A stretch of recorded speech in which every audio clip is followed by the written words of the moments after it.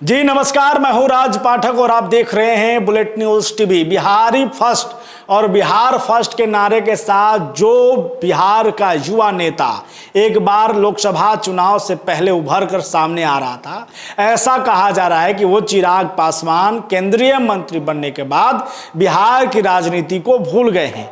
बिहार में हो रहे तमाम गतिविधियों पर उनकी अब पकड़ नहीं रही, इसीलिए वो अब जो है वो दिल्ली में बैठना शुरू कर चुके हैं और उससे कहीं ना कहीं बिहार से पकड़ उनका टूट रहा है। इसी बीच चाचा पशुपति पारस और उनके बीच पार्टी को लेकर के जो नाराजगी है या जो खींचतान है वो भी उनको नुकसान दे रहा है। लेकिन इस बीच में सबकी निगाहें चिराग पासवान पर थी कि चिराग पासवान जो बिहार फर्स्ट बिहारी फर्स्ट के नारे को लेकर के अक्सर सामने आते थे, जब बिहार को विशेष पैकेज देने की बात सामने आई तो वो खामोश क्यों हो गए। विशेष राज्य का दर्जा देने की मांग जहां पर तमाम लोग कर रहे थे, यहां तक कि एनडीए के सहयोगी दल जदयू कर रही थी, जदयू का तो पूरा पार्टी ही कर रहा था कि किसी तरीके से बिहार को विशेष राज्य का दर्जा मिल जाए, चिराग पासवान उसमें खुलकर सामने क्यों नहीं आए। हालांकि वो उन्होंने बोला, लेकिन उन्होंने उस तरीके से नहीं बोला जो लोग उम्मीद कर रहे थे, जो बाकी पार्टियां भी उम्मीद कर रही थी। बिहार फर्स्ट बिहारी फर्स्ट की बात करने वाले चिराग पासवान को विशेष राज्य का दर्जा बिहार के लिए क्यों नहीं चाहिए, विशेष पैकेज पर ही खुश क्यों हो गए चिराग पासवान। और ये सवाल हम नहीं पूछ रहे हैं, ये सवाल बिहार की जनता पूछेगी, क्योंकि आपको मालूम है कि बिहार की जनता जो है वो अब दो तरफ देख रही है, एक तरफ चिराग पासवान को और दूसरी तरफ युवा नेता में तेजस्वी यादव को। तेजस्वी यादव जो अभी विपक्ष में है और लगातार सवाल खड़े कर रहे हैं, 17 महीने की दुहाई दे रहे हैं, 17 महीने में सरकार अपने सरकार के द्वारा किए गए काम की जनता के बीच लेकर जा रहे हैं। ऐसे में चिराग पासवान जो कई लोगों युवाओं की उम्मीद बन करके सामने आए थे, अगर वो इस तरीके के मुद्दे पर खामोश हो जाएंगे तो फिर सवाल तो होंगे। सवाल होगा कि वो चिराग पासवान कहां हैं जो बिहार सरकार पर लगातार हमला करते रहते हैं। वो चिराग पासवान कहां है जो सत्ता को छोड़ करके संघर्ष के बीच जाने वाले चिराग पासवान खामोश क्यों है गए।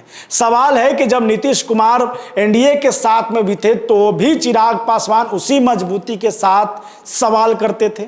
बिहार में बढ़ रहे क्राइम को लेकर के, बिहार में बढ़ रहे बेरोजगारी को लेकर के उसी तरीके से वो सवाल करते थे। लेकिन अब चिराग पासवान जब से जदयू के साथ दोस्ती हो गई है, नीतीश कुमार के संपर्क से हो गए हैं, एनडीए का फिर से एक बार जब सरकार बना उसके बाद उन्होंने मैनेज करना सीख लिया है और ये लगातार दिख रहा है। ऐसे में विधानसभा चुनाव 2025 का नजदीक आने वाला है। सभी लोगों को उम्मीद है कि चिराग पासवान उसी तरीके से आवे जिस तरीके से 2020 में आए हुए थे। ऐसा नहीं कह रहे हैं कि चिराग पासवान फिर से अलग होकर के आवे, क्योंकि उनके पास अब पार्टी की ताकत है, 5 सांसद हैं, यहां तक कि अपने केंद्रीय मंत्री हैं। लेकिन उस केंद्रीय मंत्री के पद को लेकर के बिहार में अब विशेष पैकेज उनके तरफ से आना चाहिए, मांग होनी चाहिए। आप खेल मंत्री बने हैं, आपको तो युवाओं को लेकर के, खिलाड़ियों को लेकर के, स्पोर्ट्स को लेकर के कई योजना बिहार में लानी चाहिए।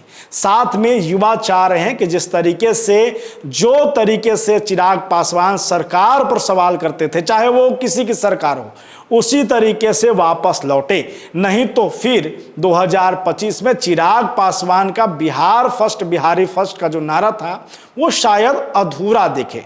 लेकिन फिलहाल चुनाव नजदीक आने को है, ऐसे में चिराग पासवान की स्ट्रैटेजी क्या होगी ये तो वक्त बताएगा। तेजस्वी यादव का स्ट्रैटेजी क्या है, जनता के बीच जाने का उन्होंने फैसला किया है, हम लगातार पिछले वीडियो में आपको बता चुके हैं। ऐसे में देखना होगा कि एक और युवा नेता जो उभर कर सामने आ रहा था उसकी स्ट्रैटेजी विधानसभा चुनाव के लिए क्या होती है और क्या मांग लेकर के आती है। बने रहिए हमारे साथ, लगातार आपको अपडेट देते रहेंगे। बहुत बहुत धन्यवाद।